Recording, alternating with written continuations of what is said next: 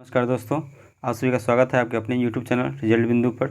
आज हम फिर से उपस्थित हैं आप सबों के बीच यूथ साइंस के सीरीज का क्वेश्चन लेकर, क्वेश्चन नंबर 281 से 310 के बीच का क्वेश्चन लेकर, जो आपका ऊर्जा से संबंधित यानी कि एनर्जी से संबंधित क्वेश्चन होंगे। तो चलिए आज का हम लोग पहला क्वेश्चन देखते हैं। आज का पहला क्वेश्चन ऐसा है कि 5 मीटर प्रति सेकेंड की गति से गतिशील 22 kg वजन वाले वस्तु की गतिज ऊर्जा कितनी होगी। ऑप्शन है 275 जूल, 110 जूल, 1100 जूल, 2750 जूल। हम लोग जानते हैं कि गतिज ऊर्जा का फॉर्मूला क्या होता है, हाफ mv² होता है, हाफ mv²। तो इसमें हम लोग रखते हैं हाफ हो जाएगा, m आपका है 22 kg और v है 5, तो 5 का स्क्वायर हो जाएगा। इसे हम काटेंगे, 11 पचे 55 और 55 पचे 275 जूल, यानी आपका ऑप्शन नंबर ए सही हो जाएगा, 275 जूल। जूल इसलिए क्योंकि ऊर्जा और कार्य का इकाई क्या होता है, जूल होता है। चलिए अगले क्वेश्चन पे हम लोग चलते हैं। अगला क्वेश्चन है, गिरते हुए नारियल में क्या होती है। तो किसी वस्तु में गति के कारण जो ऊर्जा होती है उसमें क्या कहते हैं, गतिज ऊर्जा कहते हैं। तो गिरते हुए नारियल में कुछ ना कुछ जरूर गति होगी, इसमें कौन सी ऊर्जा होगी, गतिज ऊर्जा। आपका ऑप्शन नंबर सी यहाँ पे सही हो जाएगा। अगले क्वेश्चन पे हम लोग चलते हैं। 11 kg की एक वस्तु जब भूमि से 5 मीटर की ऊंचाई पर हो तब उसमें निहित ऊर्जा ज्ञात करें। जी का मान आपका दिया है 9.8 मीटर पर सेकंड स्क्वायर। तो देखिए निहित ऊर्जा यानी ऊंचाई के कारण कह रहा है, तो इसमें कोई स्थिति के कारण ऊर्जा, इसमें आपका स्थिति ऊर्जा का फॉर्मूला लगेगा। तो स्थिति ऊर्जा का फॉर्मूला क्या होता है, mgh होता है, mgh। तो m का मान कितना है, 11 है, g का मान दिया हुआ आपका 9.8 और h का मान कितना है, 5 मीटर। तो यहाँ पे जब आप इसको कैलकुलेट कीजिएगा तो कितना हो जाएगा, 5 दूनी 10, 2 से 49, 11 नवा 99, यानी कि ऑप्शन नंबर ए 539 जूल आपका सही आंसर होगा। अगले क्वेश्चन पे हम लोग चलते हैं। Question number 284। 14 kg की एक वस्तु जब भूमि से 5 मीटर की ऊंचाई पर हो तो इसमें निहित ऊर्जा कितनी होगी। इसमें भी फॉर्मूला लगेगा हमारा स्थिति ऊर्जा का फॉर्मूला लगेगा mgh का। तो mgh, तो m का मान कितना दिया है, 14 kg दिया है, जी का मान 9.8 लेना है, क्वेश्चन ने बता दिया है, जबकि एच कितना है, 5 है। यहाँ से हम लोग क्या निकालेंगे, 5 दूनी 10, 2 से 49। तो आपका ऑप्शन नंबर क्या सही हो जाएगा, आपका ऑप्शन नंबर यहाँ पे सही हो जाएगा सी, 686 जूल सही आंसर होगा।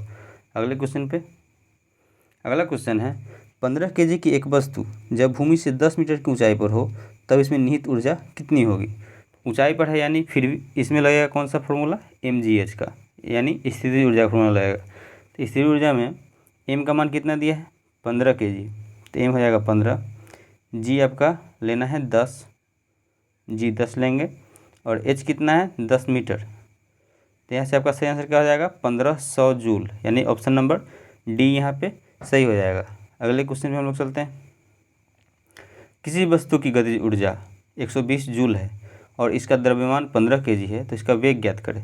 गतिज ऊर्जा का फॉर्मूला क्या होता है, हाफ mv² होता है, हाफ mv²। तो इसका मान कितना दे दिया है, यानी गतिज ऊर्जा दे दिया आपका 120 जूल, और हमको निकालना क्या है, v निकालना है। तो हाफ m का मान कितना है 15 और v²। यहाँ से हम करेंगे तो 15 से इसको काटेंगे तो 15 से 8 मरतबे कटेगा, और 8 दूनी 16, यानी 16 बराबर क्या आ जाएगा, v²। तो v का मान कितना होगा, 4 मीटर प्रति सेकंड, यानी 4 मीटर प्रति सेकंड, ऑप्शन नंबर बी सही है। अगले क्वेश्चन पे हम लोग चलते हैं। अगला क्वेश्चन है, 15 kg द्रव्यमान की एक वस्तु 8 मीटर प्रति सेकंड के एक समान वेग से गति कर रही है, वस्तु की गतिज ऊर्जा क्या है। तो फिर गतिज ऊर्जा का फॉर्मूला क्या होगा, हाफ mv², हाफ mv²। तो हाफ m दे दिया आपका 15 kg और v का v², 8 गुने 8, 15 चौके 60 और 60 अठे 480 जूल, यानी कि आपका ऑप्शन नंबर ए सही हो जाएगा, 480 जूल। अगला क्वेश्चन है, 11 kg की एक वस्तु जब भूमि से 6 मीटर की ऊंचाई पर हो तो उसमें निहित ऊर्जा कितनी होती है। जी का मान 9.8 मीटर प्रति सेकंड स्क्वायर लेना है। तो ऊंचाई पर है तो इसमें हम स्थितिज ऊर्जा का फॉर्मूला लगाएंगे। स्थितिज ऊर्जा का फॉर्मूला क्या होता है, mgh होता है। तो m आपका दिया है 11 kg, g 9.8 लेना है, और h कितना है 6। तो आपको जब इसको कैलकुलेट कीजिएगा तो आपका ऑप्शन नंबर कौन सा सही होगा? ऑप्शन नंबर बी यानी 646.8 जूल। आपका ऑप्शन नंबर बी यहाँ पे सही हो जाएगा। अगले क्वेश्चन पे हम लोग चलते हैं। अगला क्वेश्चन है, बंदूक से चली गोली लक्ष्य के भीतर गहराई से चली जाती है क्योंकि इसमें कौन सी ऊर्जा होती है? तो बंदूक से जब गोली चलती है तो उसमें गति होगी, गति के कारण जो ऊर्जा उसमें आएगा उसे हम क्या कहेंगे? गतिज ऊर्जा कहेंगे। तो गतिज ऊर्जा के कारण गोली जो होती है जब बंदूक से चलती है तो लक्ष्य के भीतर गहराई तक चली जाती है। तो इसमें कौन सी ऊर्जा होगी? ऑप्शन नंबर डी यानी गतिज ऊर्जा इसमें सही आंसर हो जाएगा। अगले क्वेश्चन पे हम लोग चलते हैं। क्वेश्चन है, टरबाइन द्वारा बहते पानी और हवा का प्रयोग डैश परिवर्तन के लिए किया जाता है। देखिए, टरबाइन द्वारा बहते पानी और हवा का प्रयोग गतिज ऊर्जा को विद्युत ऊर्जा में परिवर्तित करने के लिए किया जाता है। टरबाइन जो है न्यूटन के तीसरे नियम यानी क्रिया प्रतिक्रिया के नियम पर कार्य करता है। तो आपका यहाँ पर सही आंसर क्या हो जाएगा? ऑप्शन नंबर सी यानी गतिज ऊर्जा को विद्युत ऊर्जा में बदलता है कौन? टरबाइन। और टरबाइन द्वारा बहते हुए पानी और हवा का प्रयोग किस चीज़ में किया जाता है? गतिज ऊर्जा को विद्युत ऊर्जा में बदलने के लिए ऑप्शन नंबर सी सही आंसर होगा। अगले क्वेश्चन पे हम लोग चलते हैं। अगला क्वेश्चन है, 0.5 किलोग्राम द्रव्यमान का एक घन चिकनी सतह पर 2.0 मीटर प्रति सेकंड की गति से चल रहा है। वह 1.0 किलोग्राम की एक अन्य वस्तु से टकराता है और वे दोनों एकल वस्तु के रूप में साथ में आगे बढ़ते हैं। टकराव के दौरान हुई ऊर्जा की क्षति क्या होगी? तो देखिए, टकराने के बाद माना कि संयुक्त वेग क्या है? v मीटर प्रति सेकंड है। तो सम्यक संघर्षण का सिद्धांत यहाँ पे कार्य करेगा। तो सम्यक संघर्षण के सिद्धांत से m1v1 प्लस m2v2 बराबर m1 plus m2 into v। तो देखिए यहाँ पे क्या हो जाएगा? m1v1 यानी m1v1, तो फर्स्ट का m दिया है 0.5, v1 है 2 मीटर प्रति सेकंड प्लस m2v2, तो m2 दिया है 1 और v2 हमको पता नहीं है तो v2 लिखेंगे गुने v2 बराबर क्या है? m1 प्लस m2 यानी कि 1.5 हो जाएगा। m1 प्लस m1 और m2 क्या हो जाएगा? 1.5 इंटू v। तो v हमको एकल वाला नहीं पता है, तो इसको जब आप कैलकुलेट कीजिएगा तो 0.767 जूल आपका सही आंसर हो जाएगा। तो इससे जो आपका v निकलेगा वो v निकलेगा 2/3 मीटर प्रति सेकंड। और ऊर्जा की क्षति जो होता है गतिज ऊर्जा में जो कमी होता है वो ऊर्जा की क्षति के बराबर होता है। तो इससे हम गतिज ऊर्जा निकालेंगे तो आपका ऑप्शन नंबर सी यानी कि 0.67 जूल सही हो जाएगा। अगले क्वेश्चन में हम लोग चलते हैं। अगला क्वेश्चन है, किसी बंदूक से बुलेट दागे जाने पर बुलेट की गतिज ऊर्जा डैश होती है? बंदूक की तुलना में कम, अगणनीय, बंदूक की तुलना में अधिक, बंदूक के बराबर। यहाँ पे आपका सही आंसर क्या हो जाएगा? बंदूक की तुलना में अधिक होता है। बंदूक की तुलना में अधिक हो जाएगा क्या? बंदूक से बुलेट दागे जाने पर बुलेट की गतिज ऊर्जा, क्योंकि बुलेट में गतिज ऊर्जा अधिक होगी, वो बहुत तेज़ी से आगे निकलेगा, तो उसका जो गतिज ऊर्जा होगा बंदूक की तुलना में बहुत अधिक होगा। इसलिए आपका ऑप्शन नंबर सी यहाँ पे सही हो जाएगा। अगले क्वेश्चन पे हम लोग चलते हैं। यांत्रिक ऊर्जा माइनस गतिज ऊर्जा बराबर क्या होगा? हम लोग जानते हैं कि यांत्रिक ऊर्जा किस चीज़ का योग होता है? गतिज ऊर्जा और स्थितिज ऊर्जा का योग होता है। तो यहाँ पे यांत्रिक ऊर्जा माइनस गतिज ऊर्जा क्या हो जाएगा? आपका ऑप्शन नंबर बी सही हो जाएगा, स्थितिज ऊर्जा। स्थितिज ऊर्जा और गतिज ऊर्जा का योग होता है यांत्रिक ऊर्जा। तो यांत्रिक ऊर्जा में से जब गतिज ऊर्जा को घटाएंगे तो क्या होगा? स्थितिज ऊर्जा आपका सही आंसर होगा। अगले क्वेश्चन में हम लोग चलते हैं। एक वस्तु की गतिज ऊर्जा और स्थितिज ऊर्जा का योग को क्या कहा जाता है? तो गतिज ऊर्जा और स्थितिज ऊर्जा का योग को कहते हैं हम लोग क्या? यांत्रिक ऊर्जा कहते हैं, ऑप्शन नंबर बी। अगला क्वेश्चन है, किसी वस्तु की गतिज ऊर्जा और स्थितिज ऊर्जा का योग क्या कहलाएगा? यांत्रिक ऊर्जा कहलाएगा, ऑप्शन नंबर ए सही हो जाएगा। अगले क्वेश्चन पे चलते हैं हम लोग। यांत्रिक ऊर्जा होती है किसी गतिमान वस्तु द्वारा अवशोषित ऊर्जा, यांत्रिक कार्यों के दौरान उत्सर्जित ऊर्जा, किसी वस्तु की गतिज ऊर्जा और स्थितिज ऊर्जा का योग कार्य करने की दर के बराबर। तो यहाँ पे आपका ऑप्शन नंबर सी सही हो जाएगा। यांत्रिक ऊर्जा क्या होता है? गतिज ऊर्जा और स्थितिज ऊर्जा का योग होता है। ऑप्शन नंबर सी यहाँ पे सही हो जाएगा, क्योंकि जबकि कार्य करने की दर को हम लोग क्या कहते हैं, शक्ति कहते हैं, और कार्य करने की क्षमता को हम लोग ऊर्जा कहते हैं। अगले क्वेश्चन पे हम लोग चलते हैं। अगला क्वेश्चन है, डैश ऊर्जा में दो प्रकार की ऊर्जा होती है। तो यांत्रिक ऊर्जा में दो प्रकार की ऊर्जा होगी, एक स्थितिज ऊर्जा और दूसरा क्या होगा, गतिज ऊर्जा। तो यांत्रिक ऊर्जा में दो प्रकार की ऊर्जा होती है, स्थितिज ऊर्जा और गतिज ऊर्जा। अगला क्वेश्चन है, स्थितिज ऊर्जा और गतिज ऊर्जा किसके प्रकार हैं। तो यांत्रिक ऊर्जा का प्रकार है, क्योंकि यांत्रिक ऊर्जा कौन कौन सी ऊर्जा होती है, तो स्थितिज ऊर्जा और गतिज ऊर्जा का योग को हम लोग क्या कहते हैं, यांत्रिक ऊर्जा कहते हैं। यांत्रिक ऊर्जा दो प्रकार का होता है, स्थितिज ऊर्जा और गतिज ऊर्जा। क्वेश्चन नंबर 299, 15 kg द्रव्यमान की एक वस्तु 7 मीटर प्रति सेकंड के एक समान वेग से गति कर रही है, उस वस्तु की गतिज ऊर्जा कितनी होगी। गतिज ऊर्जा का फॉर्मूला होता है हाफ mv²। तो हम लोग रख देंगे फॉर्मूले पे, हाफ m दे दिया आपका 15 और v² यानी 7 × 7।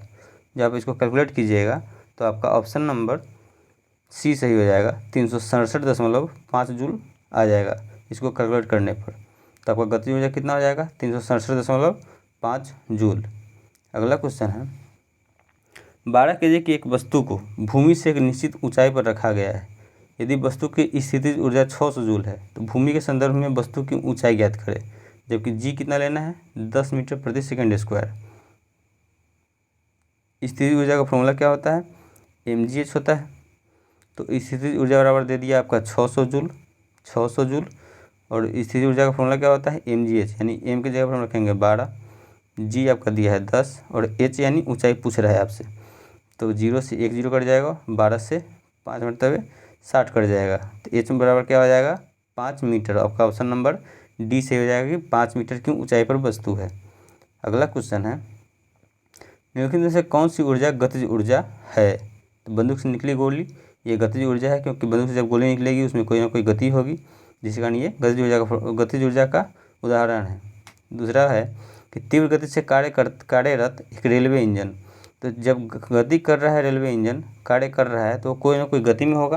तो आपका भी सही है कि इसमें भी गतिज ऊर्जा होगा। एक साधारण पेंडुलम की गति, तो आपका ऑप्शन नंबर सी है, एक साधारण पेंडुलम की गति। तो पेंडुलम की गति, तो यहाँ पे आपका बता रहा है कि पेंडुलम में गति है, तो इसमें भी गतिज ऊर्जा होगी। तो यहाँ पे आपका ऑप्शन नंबर डी सही हो जाएगा, ए बी सी तीनों सही है, क्योंकि तीनों में जो है गतिज ऊर्जा है।